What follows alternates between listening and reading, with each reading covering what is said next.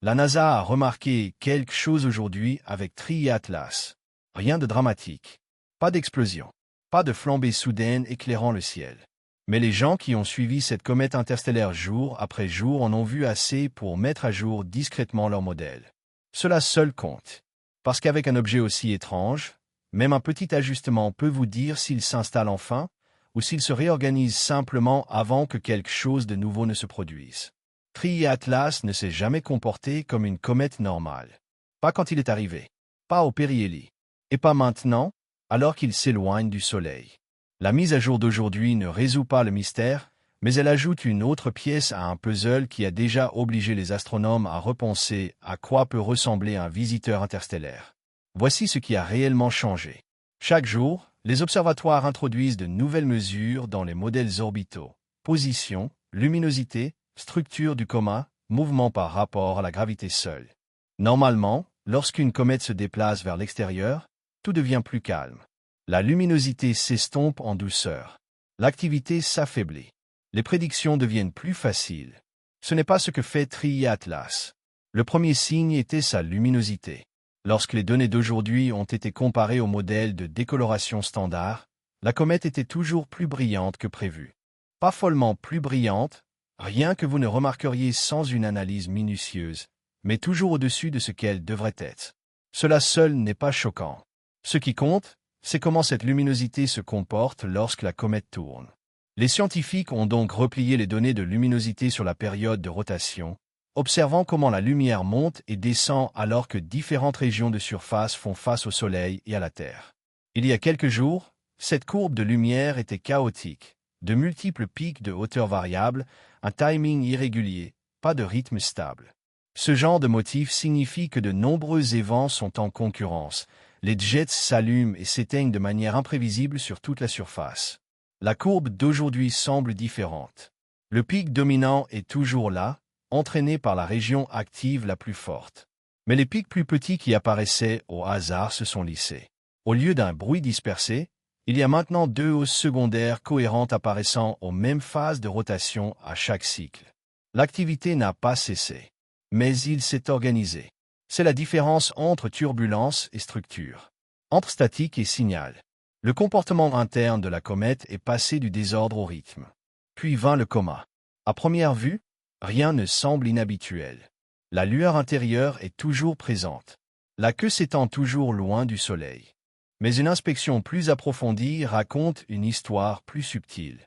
Auparavant, le coma interne était fortement asymétrique, brillant d'un côté, étiré et déformé, comme si un hémisphère faisait la majeure partie de la ventilation. Ce déséquilibre était devenu l'une des caractéristiques déterminantes de Tri-Atlas. Dans les images empilées d'aujourd'hui, cette asymétrie s'est atténuée.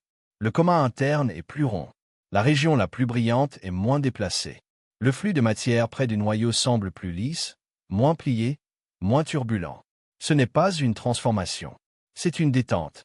Comme un système qui était très déséquilibré et qui vacille maintenant moins, pas encore stable, mais plus proche.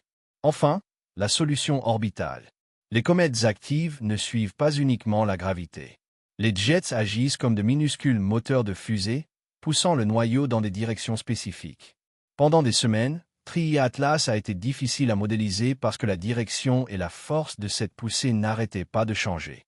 Chaque mise à jour nécessitait d'importantes corrections. Aujourd'hui, ça a changé. L'accélération non gravitationnelle est toujours présente, mais sa direction n'a pas varié. Sa magnitude n'a pas sauté. Lorsque le solveur a réajusté les données, il a préféré une tendance plus douce et plus cohérente remontant à plusieurs jours. C'est important. Cela signifie que les forces agissant sur la comète sont devenues plus prévisibles. Mettez tout ensemble. La courbe de lumière s'est organisée. Le coma interne s'est arrondi. La direction de poussée s'est stabilisée. C'est pourquoi la NASA a mis à jour le modèle. Alors ça veut dire quoi? Une interprétation est que Tri-Atlas sort de sa phase la plus chaotique. Après le périhélie, plusieurs couches volatiles répondaient à la fois. De la glace peu profonde soufflant, des poches plus profondes s'activant tardivement, des fractures s'ouvrant de manière imprévisible sous un stress thermique. Ce genre de complexité en cascade produit exactement le comportement que nous avons vu plus tôt. Maintenant, un chauffage plus profond peut se stabiliser. Un plus petit nombre d'événements dominants peut avoir pris le dessus. L'activité est toujours forte, mais elle n'est plus en concurrence sur toute la surface. Cela produit naturellement des courbes de lumière plus lisses, des comètes plus symétriques et une poussée plus régulière. Ce serait le scénario optimiste. La comète trouve un nouvel équilibre en se refroidissant. Mais il y a une autre possibilité. Parfois, les systèmes semblent plus calmes juste avant la panne. Si l'activité s'est concentrée dans moins de régions, ces régions peuvent maintenant être soumises à un stress plus important. Au lieu de nombreuses petites fissures partageant la charge, une ou deux fractures dominantes pourraient supporter la majeure partie de la pression. De l'extérieur, tout semble bien rangé et stable. En interne, le stress peut augmenter. Nous avons déjà vu cela avec des comètes qui se sont ensuite fragmentées. Pour le moment, il n'y a aucune preuve de rupture. Pas de noyaux multiples. Pas d'explosions explosives. Mais il n'y a aucune garantie que cette stabilité durera. C'est ce qui rend cette mise à jour importante. Triatlas n'est pas resté silencieux. Il n'a pas explosé. Il s'est réorganisé. Et avec un objet interstellaire, c'est exactement la phase que vous voulez surveiller de plus près.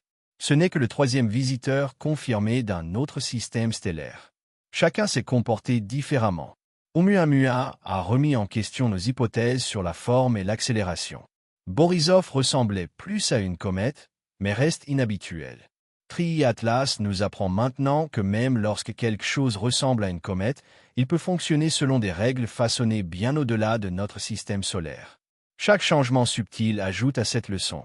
Que cet objet se stabilise et s'estompe tranquillement dans l'espace interstellaire, ou que ce calme ne soit qu'une pause avant une autre surprise, nous regardons quelque chose que l'humanité n'a presque jamais pu regarder auparavant.